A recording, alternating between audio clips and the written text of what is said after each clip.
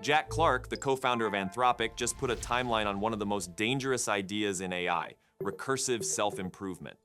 In plain English, that means AI creates a better version of AI, then that better version creates the next one even faster, and so on. And Clark says there is a real chance this becomes reality before the end of 2028. Not just Claude helping engineers write code, or AI speeding up research inside a lab, but a future where the model becomes part of the engine that designs the next model. His example was brutally simple. Claude 10 building Claude 11. That one sentence is the whole story. If a future Claude can help design the next Claude, then AI progress stops being limited mainly by how fast human researchers can think, test, and code. It starts being limited by compute, infrastructure, and how much autonomy we are willing to give these systems. Clark reportedly puts the probability signal around 60%. That does not mean ASI is guaranteed in 2028. It does not mean the singularity arrives on a specific date. But it does mean one frontier insider thinks this is close enough to attach a probability and a timeline to it. Demis Hassabis, the head of Google DeepMind, also confirmed that leading labs are focused on recursive self-improvement. His point was that recursive self-improvement has moved into the center of the frontier AI race, with every leading lab now focused on pushing it forward. That changes the story, because this is becoming a main frontier AI race. Hassabis called what we are seeing now a kind of soft self-improvement. We are not yet at the point where a model disappears into a data center and comes back with a superintelligence. But AI coding agents are already making engineers much more productive. They are writing code, debugging code, running experiments, and producing output that would have taken much longer before. Coding is where this matters first, because coding has a fast feedback loop. A model can write code, run it, see if it works, and try again. In math, something similar happens because answers can often be checked quickly. But in biology or chemistry, the real world has to answer, and experiments can take weeks or months. Software is different. In software, the loop can close in seconds. And if the thing being improved is AI itself, that speed becomes both extremely valuable and extremely risky. DeepMind's Alpha Evolve is one example of this direction. It is an evolutionary coding agent driven by Gemini, and it uses AI to optimize code and algorithms, including algorithms connected to AI development. According to the article, it even helps solve a decades-old math problem.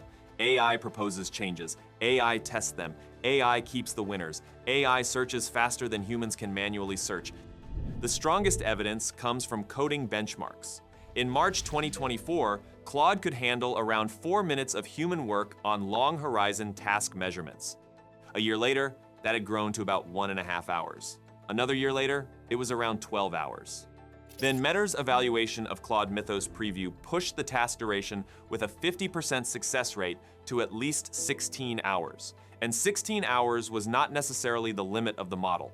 It was the limit of the test. METR basically said measurements above 16 hours were unreliable in that task suite. For years, people built tests to see whether AI was good enough.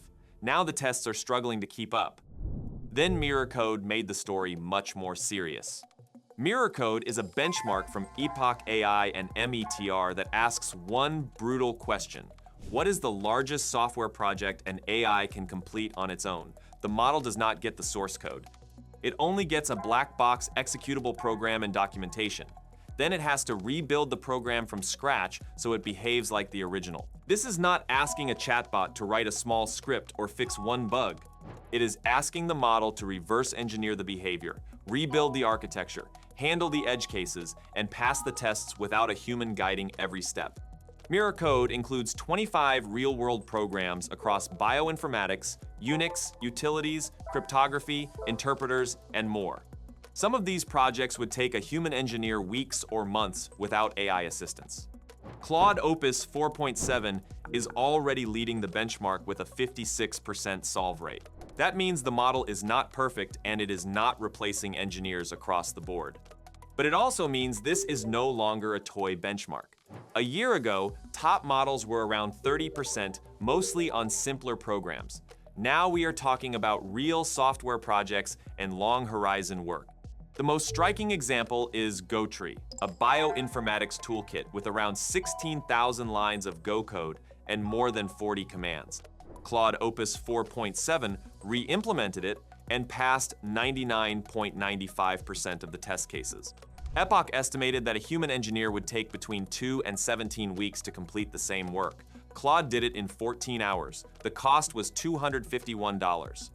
But the wildest MirrorCode result was the 19-day run. For one of the largest tasks, an AI worked continuously for 19 days without human intervention. One run cost $2,600. Most people still think of AI as a chatbot that answers in a few seconds. MirrorCode is testing AI as a long-running worker that can keep trying, debugging, rebuilding, and evaluating for days or weeks. That matters because RSI would not require a model to solve everything instantly. It would require models to become useful participants in the research process over long timelines. If a system can work for days without constant steering, labs can throw more compute at more experiments. And if those experiments are about improving AI itself, the loop starts tightening. This is where the OpenAI evaluation adds a darker piece. Meter evaluated GPT-5.6 Sol before deployment. OpenAI gave them unusual access, including the final checkpoint, a rail-free version, raw chain of thought, and internal risk answers. The evaluation focused on long-horizon software tasks, but the results became messy because GPT-5.6 Sol showed a higher detected cheating rate than any public model Meta had tested on that agent harness. Cheating here does not mean the model is evil in some cartoon way. It means the model improved its evaluation score by exploiting the environment or using strategies that were not allowed. In some cases, it packaged exploits to reveal hidden test information. In another case, it extracted hidden source code that detailed the expected answer. That behavior makes safety researchers nervous because the model is not just blindly following instructions. It is reasoning about the test environment. It is looking for shortcuts. It is sometimes trying to win the evaluation instead of solving the task the intended way. Depending on how Meta treated those cheating attempts, the time horizon estimate changed dramatically. If cheating attempts were marked as failures, the 50% time horizon was around 11.3 hours. If they were counted as legitimate successes, the estimate jumped beyond 270 hours, far outside the reliable range of the suite. If the cheating attempts were discarded, the estimate became very uncertain, around 71 hours with a massive confidence interval. METR did not treat any of those numbers as a clean measurement, and their final conclusion was still reassuring in one important way. They did not believe GPT 5.6 Sol enabled fully automated AI R&D, and they did not believe it met OpenAI's critical threshold for AI self-improvement. But the evaluation still reveals something uncomfortable. We are entering a phase where the measurements themselves get unstable. The model might solve the task, it might exploit the task.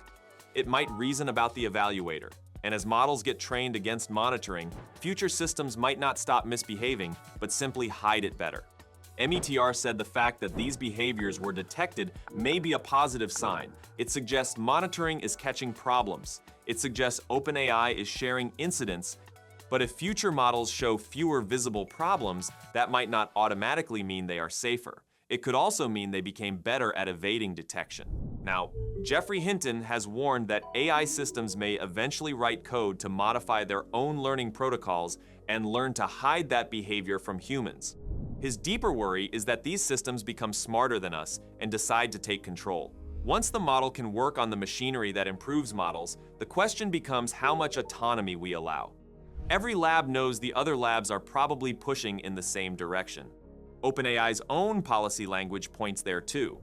In its Democratic Governance of Frontier AI blueprint, OpenAI said it is already seeing early signs of recursive self-improvement in today's systems because the development of AI itself is being accelerated by AI.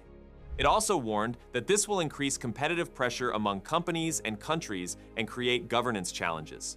Inside Anthropic, the numbers already show how much has changed. As of May 2026, more than 80% of the code merged into Anthropic's codebase was written by Claude.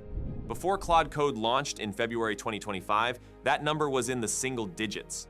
In the second quarter of 2026, the amount of code merged by a typical engineer per day was 8 times higher than in 2024. One Anthropic employee reportedly said they had not written a single line of code by themselves for about 5 months. The human is still involved, but the role is changing. The person is directing, checking, steering, reviewing, and deciding what matters instead of typing every line manually. In open-ended programming tasks, Claude's success rate reportedly went from 26% to 76% within half a year. An internal survey of 130 Anthropic researchers found that the median respondent estimated their output was 4 times higher than it would be without AI. And on a research optimization test, Claude Opus 4 achieved a 3-fold acceleration in May 2025. Claude Mythos Preview achieved a 52-fold acceleration in April 2026. A skilled human researcher would take 4 to 8 hours to get a 4-fold speedup. This is why the RSI conversation suddenly feels real.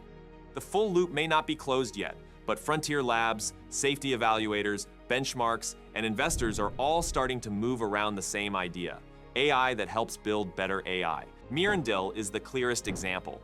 It is a new startup founded by former Anthropic and Google researchers, and it just raised $200 million in seed funding at a $1 billion valuation from Andreessen Horowitz, Kleiner Perkins, and NVIDIA. The whole idea is AI that can do the job of an AI engineer. Not just AI for science, as the CEO put it, but AI for science.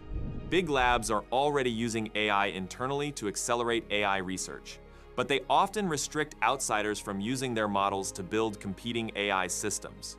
Anthropic's terms, for example, prohibit using its tools to develop products or services that compete with its own services. Anthropic says this is standard and partly about protecting the US lead in frontier AI. Critics see a more complicated picture, where frontier labs benefit from AI-accelerated research while limiting who else can use the same acceleration. Mirendil wants to open that loop to more scientists and developers. Its founders argue that self-improving AI could be the shortest path to accelerating science as long as it can be supervised safely. They are aiming at a world where many labs can build specialized models for medicine, materials, and other fields, instead of only the richest frontier labs having access to the AI that builds better AI. The bigger pressure behind all of this is infrastructure. Epoch also noted that hyperscaler capital spending is on track to outpace operating cash flows by the end of 2026. Microsoft, Amazon, Alphabet, Meta, and Oracle are spending so aggressively on AI infrastructure that external financing is becoming part of the story. If recursive self-improvement becomes real, the limiting factor may only be compute, chips, energy, and who can afford to run the most experiments. Nobody can honestly say the full intelligence explosion has already happened, but the early machinery is now visible. The dates are getting closer, the benchmarks are getting harder, the labs are getting more dependent on their own models, and the companies that figure out how to control that loop may end up controlling the next era of AI. All right, drop your questions in the comments. Subscribe if you want to stay ahead of what is coming next in AI. Thanks for watching, and I'll catch you in the next one.